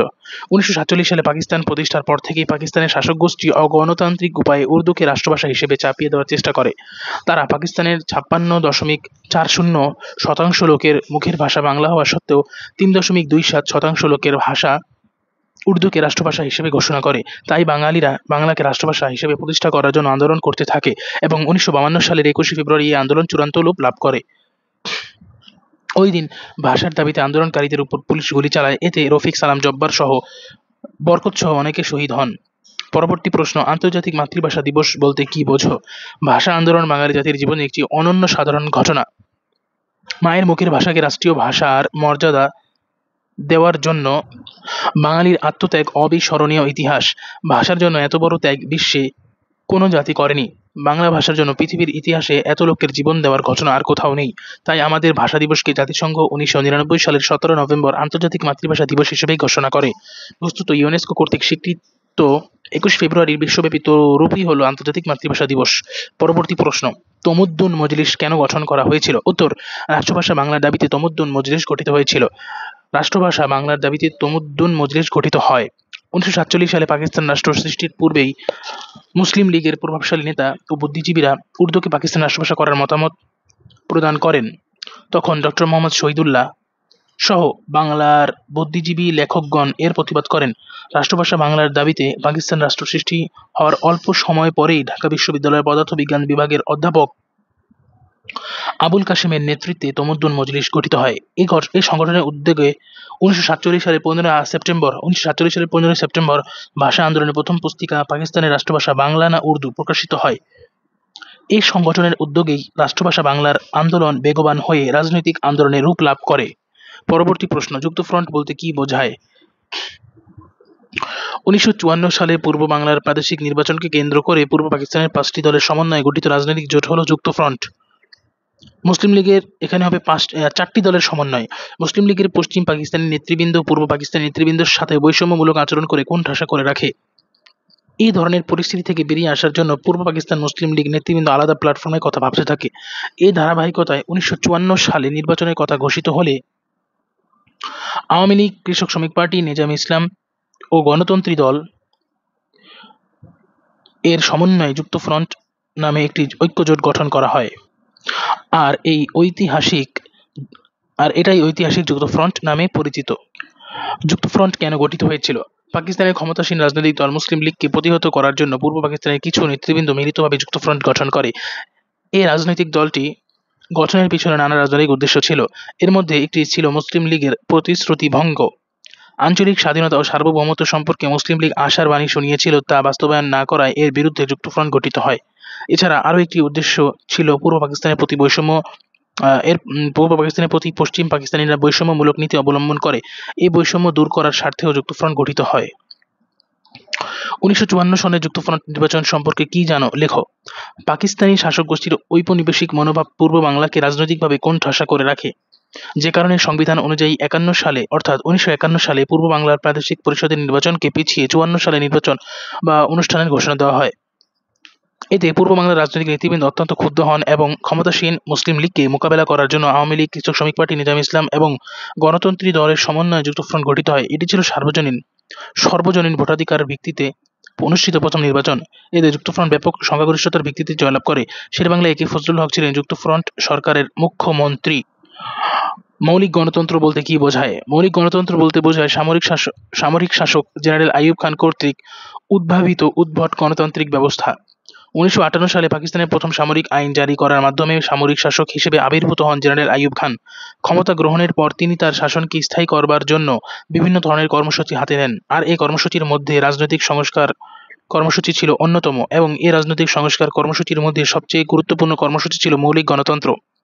এই মৌলিক গণতন্ত্র হলো রাষ্ট্রপতিকে সরাসরি নির্বাচিত না করে প্রতিনিধি নির্বাচনের মাধ্যমে প্রতিনিধিদের দ্বারা রাষ্ট্রপতি নির্বাচন নির্ধারণ করা। জেনারেল আইয়ুব খান তার এই মৌলিক গণতন্ত্রের ভিত্তিতে 1962 সালে রাষ্ট্রপতি শাসিত সরকার ব্যবস্থা চালু করেন। 6 দফাকে বাঙালির মুক্তির সনদ বলা হয় কেন? 6 দফা পূর্ব বাংলার জনগণের অর্থনৈতিক, রাজনৈতিক, সামরিক সহ সকল অধিকারের কথা তুলে ধরে। এই কর্মসূচি বাঙালির জাতীয় চেতনামূলে বিস্ফোরণ ঘটায়। এতে প্রত্যক্ষভাবে স্বাধীনতার কথা বলা না হলেও এই 6 দফা কর্মসূচি বাঙালিদের স্বাধীনতার মন্ত্রে উজ্জীবিত করে। সমগ্র বাঙালি জাতির এ যুগ সন্ধিক্ষণে আপসহীন নেতা শেখ মুজিবুর রহমান এগিয়ে আসেন 6 দফা কর্মসূচি নিয়ে বাঙালি জাতিকে বাঁচাতে। তাই 6 দফাকে বাঙালির মুক্তির সনদ বলা হয়। পরবর্তী প্রশ্ন, বাঙালির ম্যাগনা কার্টা বলা হয় কোন কর্মসূচিকে এবং কেন? উত্তর, পাকিস্তানি শাসক গোষ্ঠী অর্থনৈতিক, রাজনৈতিক, সামরিক ইত্যাদি ক্ষেত্রে পূর্ব পাকিস্তানের বাঙালি জনগণের প্রতি যে সীমাহীন বৈষম্য সৃষ্টি করে, সেখানে 6 দফা কর্মসূচি ছিল এক বলিষ্ঠ প্রতিবাদ। 6 দফা প্রস্তাবে উজ্জীবিত হয়ে 1970 সালের নির্বাচনে বাঙালি জনতা অকুণ্ঠ চিত্তে আওয়ামী লীগকে বিপুল ভোটে জয়যুক্ত করে। 1971 সালের মুক্তিযুদ্ধের প্রেরণা আসে 6 দফার ঐক্য থেকে। 6 দফা আন্দোলনের পথ ধরেই পরবর্তীকালে বাংলাদেশের স্বাধীনতা আন্দোলন সংগঠিত হয়েছিল। বলা হয়, ব্রিটিশ গণতন্ত্রের ইতিহাসে যেমন ম্যাগনা কার্টা গুরুত্বপূর্ণ ভূমিকা পালন করে, ঠিক তেমনি বাংলাদেশের স্বাধীনতা আন্দোলনের মূল ভিত্তি ছিল 6 দফা কর্মসূচি। এজন্য 6 দফাকে বাঙালির ম্যাগনা কার্টা বলা হয়। আগরতলা মামলা কি? উত্তর, 1966 সালের 6 দফা ভিত্তিক বাঙালি জাতীয়তা জাগরণকে চিরতরে নস্যাৎ করার জন্য পাকিস্তানি শাসকগোষ্ঠী বিভিন্ন পন্থা অবলম্বন করে। এরই অংশ হিসেবে 1968 সালের জানুয়ারি মাসে তৎকালীন সরকার বঙ্গবন্ধু শেখ মুজিবুর রহমানকে প্রধান আসামি করে মোট 35 জন বাঙালি সামরিক ও বেসামরিক ব্যক্তির বিরুদ্ধে রাষ্ট্রদ্রোহিতার অভিযোগে মামলা দায়ের করে। ইতিহাসে এ মামলা ঐতিহাসিক আগরতলা মামলা নামে পরিচিত। এই মামলার আনুষ্ঠানিক নাম ছিল রাষ্ট্র বনাম শেখ মুজিবুর রহমান ও অন্যান্য। আগরতলা মামলা কেন দায়ের করা হয়েছিল? উত্তর, পাকিস্তানের বিরুদ্ধে সংগ্রামের এক পর্যায়ে বঙ্গবন্ধু সশস্ত্র বিপ্লবের দিকে আকৃষ্ট হন। বিভিন্ন সময় বঙ্গবন্ধুর সাথে নানা পেশার, বিশেষ করে সেনাবাহিনীর তরুণ বাঙালি সদস্যদের যোগাযোগ হয়। কয়েকজন বাঙালি অফিসার সশস্ত্র বিপ্লবের জন্য সংগঠিত হতে থাকলে তা পাকিস্তানি গোয়েন্দা সংস্থার নিকট প্রকাশ হয়ে যায়। তখন পাকিস্তানি সরকার অভিযোগ করে যে বঙ্গবন্ধুর নেতৃত্বে ভারতের সহায়তায় সশস্ত্র আন্দোলনের মাধ্যমে পূর্ব পাকিস্তানকে স্বাধীন করার পরিকল্পনা করা হচ্ছে। এ কারণে আগরতলা মামলা দায়ের করা হয়েছিল। পরবর্তী প্রশ্ন, 1971 সালের অসহযোগ আন্দোলন বলতে কি বোঝায়? 1970 সালের নির্বাচনে আওয়ামী লীগ নিরঙ্কুশ সংখ্যাগরিষ্ঠতা অর্জন করলেও পাকিস্তানি ক্ষমতাসীন শাসকগোষ্ঠী অধিবেশন আহ্বান ও ক্ষমতা হস্তান্তরে টালবাহানা শুরু করে। 1971 সালের 1 মার্চ ইয়াহিয়া খান জাতীয় পরিষদের অধিবেশন স্থগিত ঘোষণা করলে পূর্ব পাকিস্তানের জনগণ বিক্ষোভে ফেটে পড়ে। স্বাধীনতা আন্দোলনে রূপ নেয়। পাকিস্তানি শাসক গোষ্ঠীর অত্যাচারে নিষ্পেষিত বাংলাদেশের সর্বস্তরের মানুষ এই আন্দোলনে যোগ দেয় এবং সমগ্র দেশের যোগাযোগ ব্যবস্থা বিপর্যস্ত হয়ে পড়ে। ইতিহাসে এই আন্দোলনকে অসহযোগ আন্দোলন বলে অভিহিত করা হয়। অপারেশন সার্চলাইট বলতে কি বোঝো? 1971 সালের 25 মার্চ রাতে পাকিস্তানি বাহিনী কর্তৃক বাঙালি নিধনের যে পরিকল্পনা গ্রহণ করা হয় তার নাম দেওয়া হয় অপারেশন সার্চলাইট। 1971 সালের 25 মার্চ রাতে বাঙালি জাতির ইতিহাসে এক তমচ্ছন্ন রাত। কারণ এ রাতে জেনারেল ইয়াহিয়া অত্যন্ত সুকৌশলে বাঙালিদের উপর অতর্কিত হামলা করার নির্দেশ দিয়ে ঢাকা ত্যাগ করেন। তার নির্দেশে পাকিস্তানি বাহিনী রাত 11টা থেকে নিরস্ত্র ঘুমন্ত নিরীহ বাঙালির উপর ইতিহাসের সর্বাধিক বর্বরোচিত হামলা চালায়। পাকিস্তানি প্রশাসন এই ঘৃণিত হত্যাযজ্ঞের নামকরণ করে অপারেশন সার্চলাইট। 1971 সালে 25 মার্চ রাতেকে কালো রাত্রি বলা হয় কেন? ব্যাখ্যা করো। 1971 সালে 25 মার্চ রাতে ইতিহাসের জঘন্যতম গণহত্যা সংঘটিত হয় বলে এই রাতে কালো রাত্রি বলা হয়। 25 মার্চ বাঙালির ইতিহাসে এক কলঙ্কিত রাত। 1971 সালে 25 মার্চ রাতে অপারেশন সার্চলাইট নামে দেশব্যাপী শুরু হয় পৃথিবীর ইতিহাসের জঘন্যতম হত্যাযজ্ঞ ও ধ্বংসলীলা। ঘুমন্ত নিরীহ নিরস্ত্র বাঙালির উপর নির্বিচারে পাকিস্তানি হানাদার বাহিনী চালাতে থাকে পৈশাচিক হত্যাযজ্ঞ। তারা ঢাকাসহ অন্যান্য শহরেও হাজার হাজার নিরীহ নিরস্ত্র বাঙালিকে নির্মমভাবে হত্যা করে। এই কারণে 71 সালের 25 মার্চকে ইতিহাসে কালো রাত্রি হিসেবে অভিহিত করা হয়। মুজিবনগর সরকার বলতে কি বোঝায়? 1970 সালের নির্বাচনে আওয়ামী লীগ নিরঙ্কুশ সংখ্যাগরিষ্ঠতা অর্জন করলেও পাকিস্তানি ক্ষমতাসীন শাসকগোষ্ঠী অধিবেশন আহ্বান ও ক্ষমতা হস্তান্তরে টালবাহানা শুরু করে। 1971 সালের 1 মার্চ ইয়াহিয়া খান জাতীয় পরিষদের অধিবেশনে স্থগিত ঘোষণা করলে পূর্ব পাকিস্তানের জনগণ বিক্ষোভে ফেটে পড়ে। স্বাধীনতা আন্দোলনে রূপ নেয়। পাকিস্তানি শাসকগোষ্ঠীর অত্যাচারে নিষ্পেষিত বাংলার সর্বস্তরের মানুষ এই আন্দোলনে যোগ দেয় এবং সমগ্র দেশের যোগাযোগ ব্যবস্থা বিপর্যস্ত হয়ে পড়ে। ইতিহাসে এই আন্দোলনকে অসহযোগ আন্দোলন বলে অভিহিত করা হয়। পরবর্তী প্রশ্ন, মুজিবনগর সরকার কেন গঠন করা হয়েছিল? মুক্তিযুদ্ধে বাঙালিকে নেতৃত্ব দেওয়ার উদ্দেশ্যে মুজিবনগর সরকার গঠিত হয়। বাংলাদেশের মুক্তিযুদ্ধে মুজিবনগর সরকার গঠন অত্যন্ত গুরুত্বপূর্ণ ঘটনা। মুক্তিযুদ্ধকে সঠিকভাবে পরিচালনা করতে এবং সুসংহত করতে মুজিবনগর সরকার গঠন করা হয়। এই সরকার গঠনের আরও একটি উদ্দেশ্য ছিল মুক্তিযুদ্ধের পক্ষে বিশ্ব জনমত গড়ে তোলা। বাংলাদেশের মুক্তিযুদ্ধকে সঠিক ও সুশৃঙ্খল পন্থায় এগিয়ে নেওয়ার উদ্দেশ্যেই মূলত মুজিবনগর সরকার গঠিত হয়। 1969 সালে গণ-অভ্যুত্থান বলতে কি বোঝায়? 1966 সালে বঙ্গবন্ধু শেখ মুজিবুর রহমান বাঙালি জাতির মুক্তির সনদ 6 দফা দাবি পেশ করেন। পূর্ব পাকিস্তানে 6 দফা ভিত্তিক আন্দোলন যখন তুঙ্গে, তখন শাসকগোষ্ঠী বঙ্গবন্ধুকে প্রধান আসামি করে মোট 35 জন সামরিক ও বেসামরিক ব্যক্তির বিরুদ্ধে আগরতলা মামলা দায়ের করেন। তারপর ছাত্র সমাজ পাকিস্তান সামরিক স্বৈরাচার সরকারের আচরণের বিরুদ্ধে, বিশেষ করে আগরতলা মামলা প্রত্যাহার সহ এই মামলার সকল আসামির বিনা শর্তে মুক্তি ও অন্যান্য যৌক্তিক দাবিতে 1969 সালে 5 জানুয়ারি 11 দফা কর্মসূচি ঘোষণা করে। এক পর্যায়ে ছাত্র জনতার এই আন্দোলন গণ-অভ্যুত্থানে রূপ নেয়। ইতিহাসে এই গণ-অভ্যুত্থানই 1969 সালের গণ-অভ্যুত্থান নামে পরিচিত। আমাদের জাতীয় জীবনে 16 ডিসেম্বর তাৎপর্য কি? উত্তর, বাংলাদেশের মুক্তিযুদ্ধের পরিসমাপ্তি ঘটে 16 ডিসেম্বর 1971। ওই দিন পাকিস্তানি বাহিনী তাদের শোচনীয় পরাজয় মেনে নিয়ে যৌথ বাহিনীর কাছে আত্মসমর্পণ করে। এর মধ্য দিয়ে আমরা লাভ করি আমাদের বর্তমান বাংলাদেশ রাষ্ট্র। পাকিস্তানি শোষণের হাত থেকে মুক্তি পায় এদেশের সর্বস্তরের মানুষ। তাই আমাদের জাতীয় জীবনে 16 ডিসেম্বর একটি তাৎপর্যপূর্ণ দিন হিসেবে আখ্যায়িত। পরবর্তীতে অধ্যায় 3, রাজনৈতিক ব্যক্তিত্ব বাংলাদেশের স্বাধীনতা লাভ থেকে অনুধাবনমূলক প্রশ্নোত্তর। ফরাইজি আন্দোলন বলতে কি বোঝো? উত্তর, হাজী শরীয়তুল্লাহ পরিচালিত ফরজ ভিত্তিক আন্দোলনের নাম হচ্ছে ফরাইজি আন্দোলন। আরবি ফরজ শব্দ থেকে ফরাইজি শব্দের উৎপত্তি, যার অর্থ অবশ্য পালনীয়। হাজী শরীয়তুল্লাহ লক্ষ্য করেন সে সময়ের মুসলমান সমাজে পীর পূজা, কবর পূজা, মনসা পূজা, শীতল পূজা ইত্যাদি নানা ধরনের অন-ইসলামিক কার্য আচ্ছন্ন করেছিল। এই ধরনের অন-ইসলামিক ও কুসংস্কারাচ্ছন্ন পরিবেশকে দূর করার লক্ষ্যে তিনি এক বৃহত্তম গণ আন্দোলনের ডাক দেন। ইতিহাসে এই আন্দোলনই ফরাইজি আন্দোলন নামে পরিচিত। পরবর্তী প্রশ্ন, তিতুমীর কেন বাঁশের কেল্লা স্থাপন করেন? ব্রিটিশদের সেনাবাহিনীর বিরুদ্ধে তার অনুগামীদের আত্মরক্ষা ও প্রশিক্ষণ দানের জন্য তিতুমীর বাঁশের কেল্লা নির্মাণ করেছিলেন। এটি ছিল তার শত্রুপক্ষকে প্রতিহত করার মাধ্যম। ইংরেজ সরকারের বিরুদ্ধে যুদ্ধ করতে হলে প্রয়োজন সামরিক প্রস্তুতি ও উপযুক্ত সামরিক প্রশিক্ষণ। তার সহযোদ্ধাদের আত্মরক্ষা ও প্রশিক্ষণ দানের জন্য তিনি দুর্গ নির্মাণের প্রয়োজনীয়তা অনুভব করেন এবং এই অনুভব থেকেই তিনি কলকাতার নিকটবর্তী নারকেলবাড়িয়ায় বাঁশ ও মাটি দিয়ে বাঁশের কেল্লা নির্মাণ করেছিলেন। পরবর্তী প্রশ্ন, বারাসাত বিদ্রোহ বলতে কি বোঝো? ব্রিটিশ শোষণের যাতাকালে পিষ্ট হয়ে কৃষকরা যখন সর্বশান্ত ও দিশেহারা হয়ে পড়ে, তখন মীর নেসার আলী ওরফে তিতুমীর কৃষক আন্দোলন গড়ে তোলেন। তিতুমীরের কৃষক আন্দোলনের মূল লক্ষ্য ছিল নীলকর ও স্থানীয় সামন্ত রাজা জমিদারদের শোষণ ও নির্যাতনের বিরুদ্ধে। ইংরেজ সরকারকে একাধিকবার নীলকর ও জমিদারদের স্বেচ্ছাচারিতার অভিযোগ করলেও তাদের উদাসীনতায় ক্ষিপ্ত হয়ে তিতুমীর নিজ বাহিনীকে সংগঠিত করেন।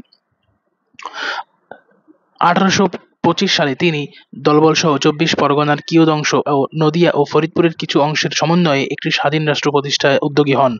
স্বতঃস্ফূর্তভাবে সংগঠিত প্রায় ৮৩,০০০ কৃষক সেনাকে নিয়ে ব্রিটিশ সরকারের বিরুদ্ধে বিদ্রোহ ঘোষণা করেন, যা ইতিহাসে তিতুমীরের বারাসাত বিদ্রোহ নামে পরিচিত। পরবর্তী প্রশ্ন, হোসেন শহীদ সোহরাওয়ার্দীকে গণতন্ত্রের মানসপুত্র বলা হয় কেন? অথবা গণতন্ত্রের মানসপুত্র কাকে বলা হয় এবং কেন? উত্তর, সংসদীয় গণতান্ত্রিক রীতিনীতি, গণতান্ত্রিক ঐতিহ্য, আইনের শাসন, আইনসভার স্বাধীনতা এবং নিয়মতান্ত্রিক রাজনীতির প্রতি হোসেন শহীদ সোহরাওয়ার্দীর অসীম শ্রদ্ধা ছিল। গণতান্ত্রিক শাসন প্রতিষ্ঠার জন্য তিনি সকল রাজনৈতিক দলের নেতৃবৃন্দকে ঐক্যবদ্ধ করার প্রয়াস চালান। ১৯৬২ সালে তারই প্রচেষ্টার গণতন্ত্র প্রতিষ্ঠার লক্ষ্যকে সামনে রেখে ন্যাশনাল ডেমোক্রেটিক ফ্রন্ট (এনডিএফ) গঠিত হয়। গণতন্ত্রে জনগণের কথাই যে শেষ কথা তা তিনি মনপ্রাণে বিশ্বাস করতেন। তিনি বিশ্বাস করতেন ভালো সরকার স্বশাসিত সরকারের বিকল্প নয়। তার সুদীর্ঘ সংগ্রামী রাজনৈতিক জীবনে গণতন্ত্র প্রতিষ্ঠায় আপোষহীন লড়াই চালিয়ে গেছেন। তার কর্মময় জীবন মূল্যায়ন করেই তাকে গণতন্ত্রের মানসপুত্র বলা হয়। বেঙ্গল প্যাক্ট বলতে কী বোঝায়? ভারতবর্ষে হিন্দু মুসলমানদের মধ্যে ঐক্যের পথ প্রশস্ত করে বেঙ্গল প্যাক্ট। আর বেঙ্গল প্যাক্ট স্থাপনে দেশবন্ধু চিত্তরঞ্জন দাসের ভূমিকা অবিস্মরণীয়। চিত্তরঞ্জন দাস বুঝতে সক্ষম হন যে বাংলার মুসলমানদের দাবি দাওয়া উপেক্ষা করে ভারতের স্বাধীনতা অর্জন সম্ভব নয়। তাই তিনি বাংলার মুসলিম নেতা এ কে ফজলুল হক ও হোসেন শহীদ সোহরাওয়ার্দীর সহযোগিতায় হিন্দু মুসলিম সাম্প্রদায়িক বন্ধনকে সুদৃঢ় করার লক্ষ্যে এবং ঐতিহাসিক চুক্তি সম্পাদন করেন। এই চুক্তিকে ইতিহাসে বেঙ্গল প্যাক্ট বলা হয়। ১৯২৩ সালে স্বরাজ পার্টির এক সভায় বেঙ্গল প্যাক্ট আনুষ্ঠানিকভাবে অনুমোদন লাভ করে। শিক্ষাক্ষেত্রে শেরে বাংলা এ কে ফজলুল হকের অবদান ব্যাখ্যা করো। শেরে বাংলা এ কে ফজলুল হক একজন শিক্ষাবিদ ছিলেন। তিনি জ্ঞানের মশাল হাতে নিয়ে হাজির হয়েছিলেন। তিনি ১৯০৬ সালে ঢাকায় অনুষ্ঠিত সর্বভারতীয় শিক্ষা সম্মেলনের সংগঠক ছিলেন। তিনি ১৯১৩ সালে বঙ্গীয় আইন পরিষদে একটি শিক্ষা পরিকল্পনা পেশ করেন। তিনি বরিশালের চাখার কলেজ, মুন্সিগঞ্জের হরগঙ্গা কলেজ, শিবগঞ্জের আদিনা ফজলুল হক কলেজ, কলকাতায় লেডি ব্রাবোন কলেজ, ঢাকার ইডেন গার্লস কলেজ, কলকাতায় ইসলামিয়া কলেজ প্রতিষ্ঠা করেন। ১৯২১ সালে ঢাকা বিশ্ববিদ্যালয় প্রতিষ্ঠাতেও তিনি গুরুত্বপূর্ণ অবদান রেখেছিলেন। তাছাড়া তার স্মৃতি রক্ষার্থে ঢাকা বিশ্ববিদ্যালয়ে ফজলুল হক প্রতিষ্ঠিত হয়। শেরেবাংলার অক্লান্ত প্রচেষ্টায় Kolkata Taylor hostel, Carmichael hostel ও বেকার হোস্টেল প্রতিষ্ঠিত হয়। প্রশ্ন ৭, মাওলানা আব্দুল হামিদ খান ভাসানী কে মজলুম জননেতা বলা হয় কেন? উত্তর, মাওলানা আব্দুল হামিদ খান ভাসানীকে তার মহতী ভূমিকার জন্য মজলুম জননেতা বলা হয়। তৎকালীন ব্রিটিশ ভারতে জমিদার, মহাজন, সুদখোর, দালাল, নায়েব, গোমস্তাদের অত্যাচার ও অবিচারের বিরুদ্ধে সদা সর্বদা সোচ্চার হয়ে মাওলানা আব্দুল হামিদ খান ভাসানী কৃষক, শ্রমিক ও মজুরদের পাশে থেকেছেন। নির্ভীকভাবে তাদের কথা অকপটে বলেছেন। সারা জীবন সাধারণ মানুষের অধিকার প্রতিষ্ঠার সংগ্রামে তিনি অক্লান্ত পরিশ্রম করেছেন ও জেল-জুলুমের শিকার হয়েছেন। তাই মাওলানা আব্দুল হামিদ খান ভাসানীকে মজলুম জননেতা বলা হয়। পরবর্তী প্রশ্ন, নবাব আব্দুল লতিফকে বাংলার সৈয়দ আহমদ বলা হয় কেন? অথবা কাকে বাংলার সৈয়দ আহমদ বলা হয় এবং কেন? মুসলমান সমাজের দুঃখ, দুর্দশা ও দুর্গতি স্যার সৈয়দ আহমদকে চরমভাবে ব্যথিত করেছিল। তিনি উপলব্ধি করেন মুসলমানদের পাশ্চাত্য জ্ঞান ও বিজ্ঞানের প্রতি ঘৃণা ও উদাসীনতা তাদের দুঃখ দৈন্যের কারণ। এসব দিক চিন্তা করে তিনি মুসলমানদের উন্নতির জন্য ইংরেজদের সঙ্গে সহযোগিতা ও পাশ্চাত্য শিক্ষা গ্রহণের উপর জোর দেন। বাংলার মুসলমানদেরও উন্নয়নের ক্ষেত্রে নবাব আব্দুল লতিফ একই চিন্তা করেছিলেন। স্যার সৈয়দ আহমেদের মতো তিনিও মুসলমানদের উন্নয়নে সমাজ সংস্কারমূলক ও শিক্ষা বিস্তারমূলক কাজ করেন। এসব দিক বিবেচনায় করে নবাব আব্দুল লতিফকে বাংলার সৈয়দ আহমদ বলা হয়। মুসলিম লীগ কেন গঠন করা হয়? উত্তর, মুসলিম লীগ একটি স্বতন্ত্র রাজনৈতিক সংগঠন। ১৮৮৫ সালে প্রতিষ্ঠিত ভারতের জাতীয় কংগ্রেস অসাম্প্রদায়িক রাজনৈতিক সংগঠন হিসেবে পরিচিতি লাভ করলেও অল্পকালের মধ্যে তা সাম্প্রদায়িক সংগঠনে পরিণত হয় এবং কেবল হিন্দুদের স্বার্থের প্রতিনিধিত্বের দিকে ঝুঁকে পড়ে, যার ফলে ভারতবর্ষে সাম্প্রদায়িক দাঙ্গা দেখা দেয়। মুসলমানদের স্বার্থ উপেক্ষিত হওয়ায় তারা একটি স্বতন্ত্র সংগঠনের মাধ্যমে স্বতন্ত্র আবাসভূমি প্রতিষ্ঠার প্রয়োজন অনুভব করে, যার কারণে ১৯০৬ সালে মুসলিম লীগ গঠন করা হয়। পরবর্তীতে অধ্যায় ৪, বাংলাদেশের সংবিধান থেকে অনুধাবনমূলক প্রশ্নোত্তর বিগত সকল বোর্ড এর অন্তর্ভুক্ত থাকবে। গণপরিষদ বলতে কি বোঝায়? গণতান্ত্রিক দেশের সংবিধান জনগণের দ্বারা রচিত ও গৃহীত হয়। জনগণের পক্ষ থেকে সংবিধান রচনার গুরুদায়িত্ব যে সাংবিধানিক কমিটির মাধ্যমে সম্পাদিত হয় তাকে গণপরিষদ বলে। বাংলাদেশের জন্য একটি স্থায়ী সংবিধান রচনার উদ্দেশ্যে প্রথম পদক্ষেপ হিসেবে রাষ্ট্রপতি 1972 সালে 23 মার্চ বাংলাদেশ গণপরিষদ আদেশ জারি করেন। সেই মোতাবেক গণপরিষদ গঠন করা হয়। পরবর্তীতে 1972 সালে এই গণপরিষদই বাংলাদেশে প্রথম সংবিধান প্রণয়ন করে। প্রশ্ন 2, রাষ্ট্র পরিচালনার মূলনীতি বলতে কি বোঝো? যে মহান আদর্শে উদ্বুদ্ধ হয়ে বাংলাদেশের জনগণ জাতীয় স্বাধীনতার জন্য এক ঐতিহাসিক সংগ্রামে ঝাঁপিয়ে পড়েছিল, সেই আদর্শ বাস্তবায়নের উদ্দেশ্যে সংবিধান রাষ্ট্র পরিচালনার যে নীতি সংযোজন করা হয়েছে তাই রাষ্ট্র পরিচালনার মূলনীতি। 1972 সালের সংবিধানে জাতীয়তাবাদ, সমাজতন্ত্র, গণতন্ত্র ও ধর্মনিরপেক্ষতা এই 4টি নীতির উল্লেখ করা হয়েছে। সংবিধানের 10, 11 ও 12 নং অনুচ্ছেদে এসব নীতির ব্যাখ্যা দেওয়া হয়েছে। পরবর্তী প্রশ্ন, ধর্মনিরপেক্ষতা বলতে কি বোঝায়? দেশ থেকে সর্বপ্রকার সাম্প্রদায়িকতা উচ্ছেদ করে কোনো ধর্মকে রাজনৈতিক মর্যাদা দান থেকে বিরত থেকে রাজনৈতিক উদ্দেশ্যে ধর্মের অপব্যবহার প্রতিরোধ করে এবং কোনো বিশেষ ধর্ম পালনকারীর প্রতি বৈষম্য প্রদর্শন হতে বিরত থেকে রাষ্ট্রে নিরপেক্ষতার এক নিষ্কলুষ পরিবেশ সৃষ্টি করাই হলো ধর্মনিরপেক্ষতা। সকল ধর্মের মানুষ নিজ নিজ ধর্ম স্বাধীনভাবে পালন করবে, রাষ্ট্র কোনো রকম হস্তক্ষেপ করবে না, এটাই হলো ধর্মনিরপেক্ষতা। পরবর্তী প্রশ্ন, মৌলিক অধিকার বলতে কি বোঝায়? যেসব অধিকার মানুষের মৌলিক প্রয়োজন বা চাহিদার সাথে সম্পর্কিত সেগুলোকে মৌলিক অধিকার বলে। এ ধরনের অধিকার দেশের সংবিধান কর্তৃক নির্ধারিত এবং কার্যকর করা হয়। মৌলিক অধিকার আইনের মতোই অলঙ্ঘনীয়। কোনো ব্যক্তির মৌলিক অধিকার লঙ্ঘিত হলে ক্ষতিগ্রস্ত ব্যক্তি সর্বোচ্চ আদালতের শরণাপন্ন হতে পারেন। মৌলিক অধিকার ব্যক্তি স্বাধীনতার রক্ষাকবচ এবং নাগরিকের প্রতিভা বিকাশের অন্যতম পূর্বশর্ত হিসেবে পরিগণিত হয়। মৌলিক অধিকার কেন প্রয়োজন? মানুষ হিসেবে বেঁচে থাকা এবং সুস্থ সুন্দর জীবন পরিচালনার জন্য মৌলিক অধিকার প্রয়োজন। যেসব অধিকার ছাড়া মানুষের বেঁচে থাকা অসম্ভব হয়ে পড়ে তাই মৌলিক অধিকার, যেমন খাদ্য, বস্ত্র, বাসস্থানের অধিকার, চলাফেরা করার, কথা বলার অধিকার ইত্যাদি। এসব অধিকার পূরণ ছাড়া নাগরিকগণ সুস্থ ও স্বাভাবিকভাবে বেঁচে থাকতে পারে না। ন্যায়পাল বলতে কি বোঝায়? ন্যায়পাল শব্দটি ইংরেজি প্রতিশব্দ অম্বুডসম্যান, যার অর্থ প্রতিনিধি বা মুখপাত্র। বিশ্বের বিভিন্ন দেশের অনুকরণে বাংলাদেশে ন্যায়পাল পদটি সংবিধানের 77 নং অনুচ্ছেদের মাধ্যমে সৃষ্টি করা হয়।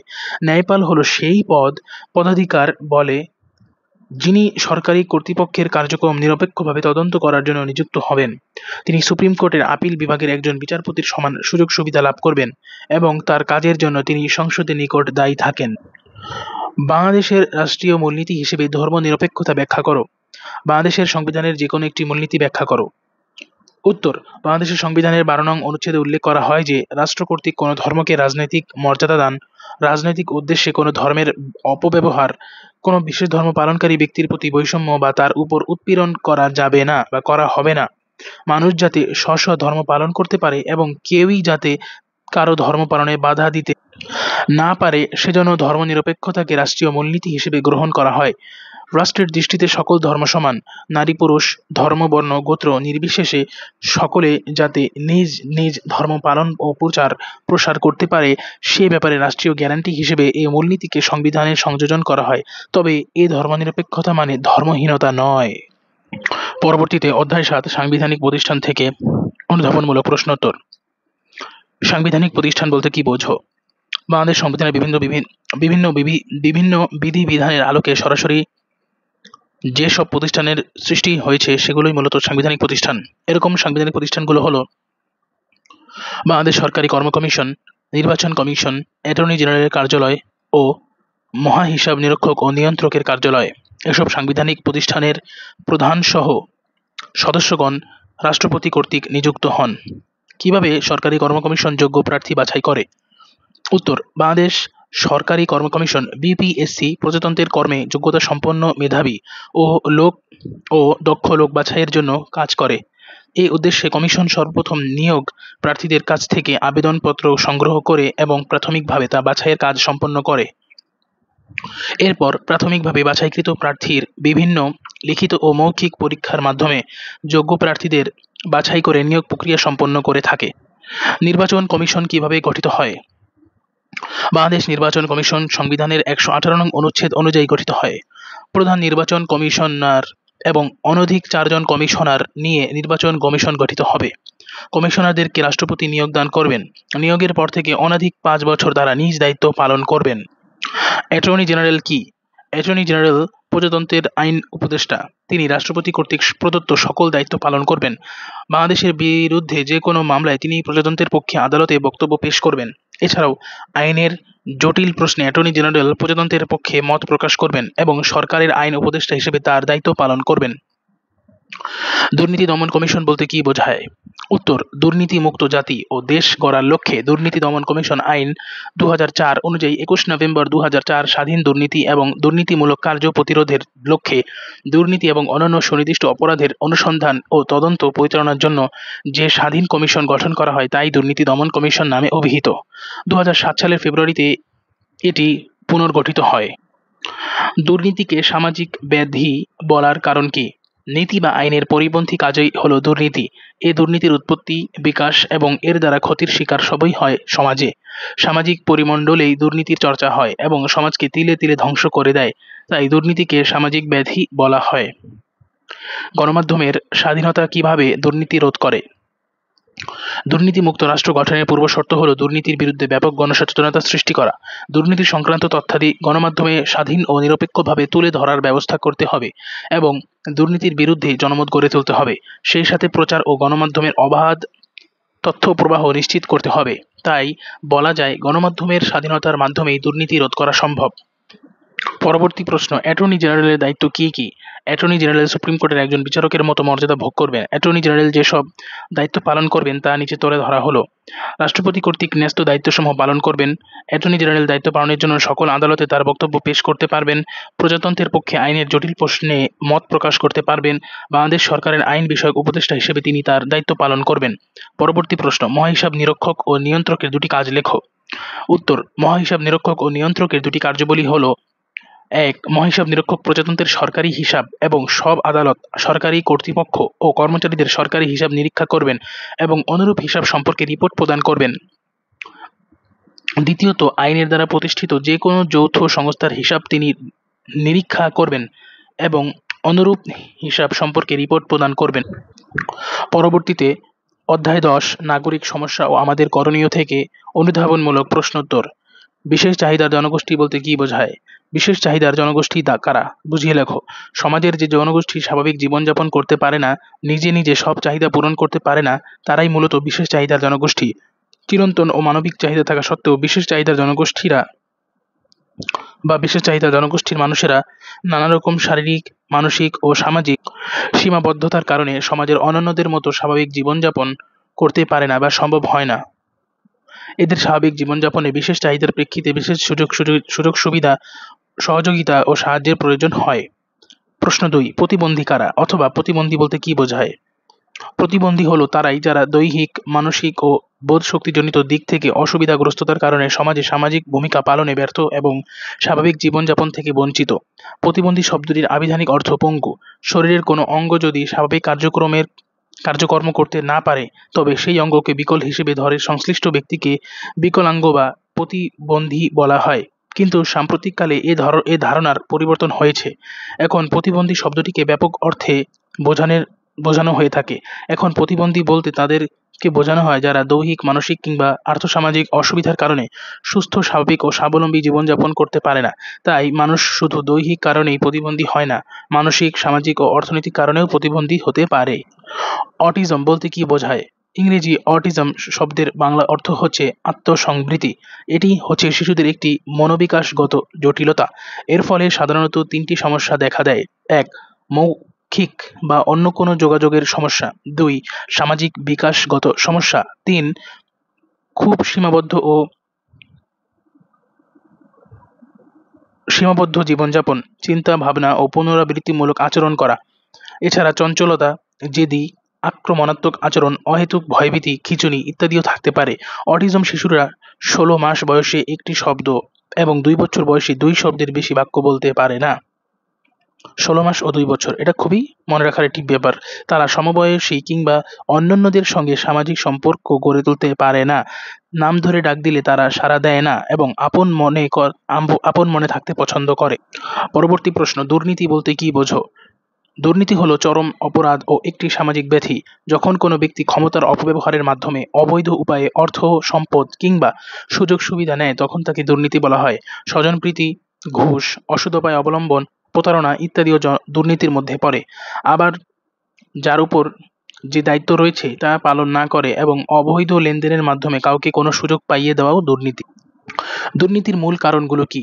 দুর্নীতির জন্য দায়ী একক কোনো কারণকে দায়ী করা যায় না। এর জন্য দায়ী অনেকগুলো কারণের মধ্যে উল্লেখযোগ্য হলো রাজনৈতিক ও সামাজিক অস্থিতিশীলতা, উচ্চাভিলাষী জীবনের মোহ, ঐতিহাসিকভাবে চলে আসা ধারা, ধর্মীয় ও নৈতিক শিক্ষার অভাব, বেকারত্ব, অপর্যাপ্ত বেতন ও পারিশ্রমিক, আর্থিক অসচ্ছলতা, দুর্নীতি দমনে সদিচ্ছার অভাব, অসম অর্থনৈতিক প্রতিযোগিতা ইত্যাদি। তবে অন্যতম প্রধান কারণ হিসেবে বলা যায় লোভ। মানুষ কেন দুর্নীতি করে ব্যাখ্যা করো। কোনো একটি কারণে দুর্নীতি গড়ে ওঠেনি, বরং একাধিক কারণে দুর্নীতি সামাজিক ব্যাধি হিসেবে বিস্তার লাভ করেছে।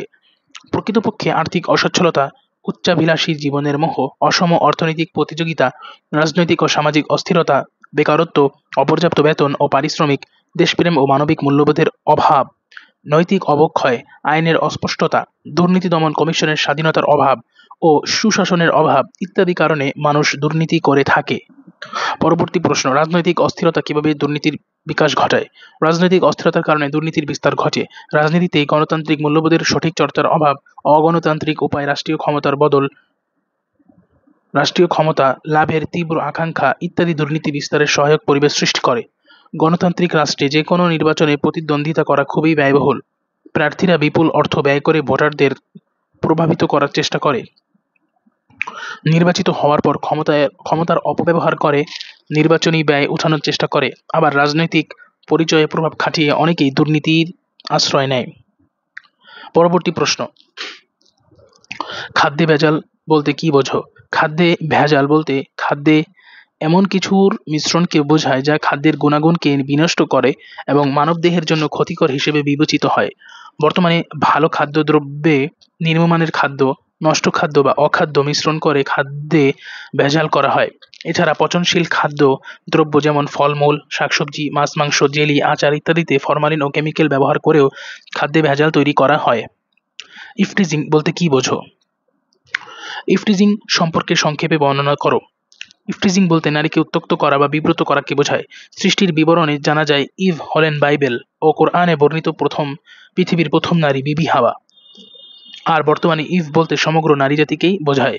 আর টিজিং হলো হয়রানি করা।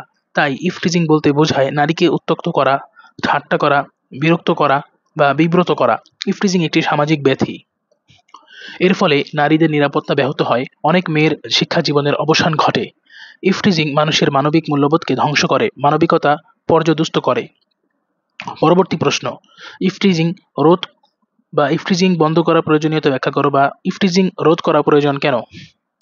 ইফটিজিং এর কবলে পড়ে প্রতিদিন অনেক তরুণীকে অকালে প্রাণ দিতে হচ্ছে। এর প্রতিবাদ করতে গিয়ে বাবা মা, ভাই, আত্মীয় স্বজন ও শিক্ষকেরা লাঞ্ছিত হচ্ছেন এবং অনেককে প্রাণ দিতে হচ্ছে।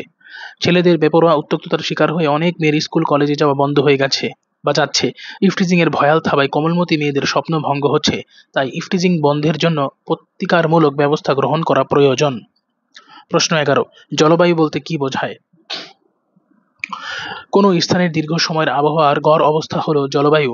সাধারণত জলবায়ু বলতে একটি বৃহৎ অঞ্চলব্যাপী আবহাওয়ার দৈনন্দিন অবস্থার অনেক দিনের বিবরণকে বোঝায়। অর্থাৎ কোনো অঞ্চলের বা কোনো দেশের 30 থেকে 40 বছর আবহাওয়ার গড় অবস্থাকে জলবায়ু বলে। জলবায়ুর উপাদান সমূহের মধ্যে যেমন উত্তাপ, বৃষ্টিপাত, বায়ুপ্রবাহ ইত্যাদির গড় হতে কোনো অঞ্চলের জলবায়ুর অবস্থা সম্পর্কে ধারণা লাভ করা যায়। পরবর্তী প্রশ্ন, জলবায়ু পরিবর্তন বলতে কি বোঝো? সাধারণত জলবায়ু বলতে একটি বৃহৎ অঞ্চলব্যাপী আবহাওয়ার 30 থেকে 40 বছরের গড় অবস্থাকে বোঝায়। আর জলবায়ু পরিবর্তন বলতে কোনো অঞ্চলের বা কোনো দেশের 30 থেকে 40 বছর আবহাওয়ার গড় অবস্থার রূপান্তর, সংশোধন ও পরিবর্তনকেই বোঝায়। জলবায়ুর উপাদানসমূহে যেমন উত্তাপ, বৃষ্টিপাত, বায়ুপ্রবাহ ইত্যাদির গড় থেকে কোনো অঞ্চলের জলবায়ুর অবস্থা সম্পর্কে ধারণা লাভ করা যায়। জলবায়ু পরিবর্তনের দুটি কারণ লিখো। জলবায়ু পরিবর্তনে বেশ কিছু কারণ রয়েছে। তার মধ্যে দুটি অন্যতম কারণ হলো সমুদ্র স্রোত ও বনভূমি। দেশের জলবায়ুর উপর সমুদ্র স্রোতের ব্যাপক প্রভাব রয়েছে। শীতল স্রোতের উপর দিয়ে শীতল স্রোতের উপর দিয়ে প্রবাহিত বায়ু শীতল আর উষ্ণ স্রোতের উপর দিয়ে প্রবাহিত বায়ু উষ্ণ হয়। অন্যদিকে জলবায়ু ওর পরিবর্তনের ব্যাপারে বনভূমির যথেষ্ট প্রভাব রয়েছে। বনভূমি অঞ্চলের মাটিতে সূর্যের তাপ খুব অল্প প্রবেশ করে বলে সেখানকার মাটি সর্বদা আর্দ্র থাকে। পরবর্তী প্রশ্ন, গ্রিন হাউস ইফেক্ট বলতে কি বোঝায়? শীতপ্রধান দেশসমূহে শীতের হাত থেকে শস্য রক্ষা করতে কাচের তৈরি এক ধরনের ঘর ব্যবহার করা হয়, যা বিকিরিত তাপ ধরে রেখে ঘরের তাপ উষ্ণ রাখে।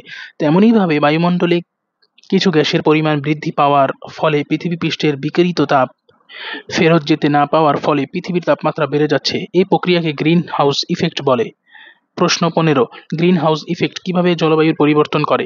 গ্রিন হাউস ইফেক্ট বলতে পৃথিবীর অভ্যন্তরের সার্বিক তাপমাত্রা বৃদ্ধি পেয়ে পরিবেশের ভারসাম্য নষ্ট হয়ে যাওয়াকে বোঝায়। সূর্য থেকে যে তাপ শক্তি পাওয়া যায় পৃথিবী থেকে তা বিকিরণের মাধ্যমে আবার মহাশূন্যে ফিরে যায়। কিন্তু বায়ুমণ্ডলে গ্রিন হাউস ইফেক্টের জন্য প্রচুর পরিমাণ সিএফসি, মিথেন ইত্যাদি গ্যাস জমে থাকার ফলে ভূপৃষ্ঠের তাপ বিকিরণ বাধাপ্রাপ্ত হয়ে আবার ভূপৃষ্ঠে ফিরে আসায় ভূপৃষ্ঠের তাপমাত্রা বৃদ্ধি পাচ্ছে। এভাবে গ্রিন হাউস ইফেক্ট জলবায়ুর পরিবর্তন করে এবং পরিবেশগত বিপর্যয় ঘটায়। প্রশ্ন 16, সর্বশেষ প্রশ্ন 16, বৈশ্বিক উষ্ণায়ন বলতে কি বোঝায়? নির্বিচারে বৃক্ষ নিধন, কলকারখানার ধোঁয়া, কার্বন ডাই অক্সাইড নির্গমন ইত্যাদির কারণে পৃথিবী পৃষ্ঠের তাপমাত্রা বৃদ্ধি পাচ্ছে। তাপমাত্রা বৃদ্ধির এ গতি বিগত কয়েক দশকে অনেক বেড়েছে। এরকম তাপমাত্রা বৃদ্ধি পাওয়াকে বৈশ্বিক উষ্ণায়ন বলা হয়। সকলকে ধন্যবাদ ভিডিওটি দেখার জন্য। সাবস্ক্রাইব করুন, শেয়ার করুন। আসসালামু আলাইকুম।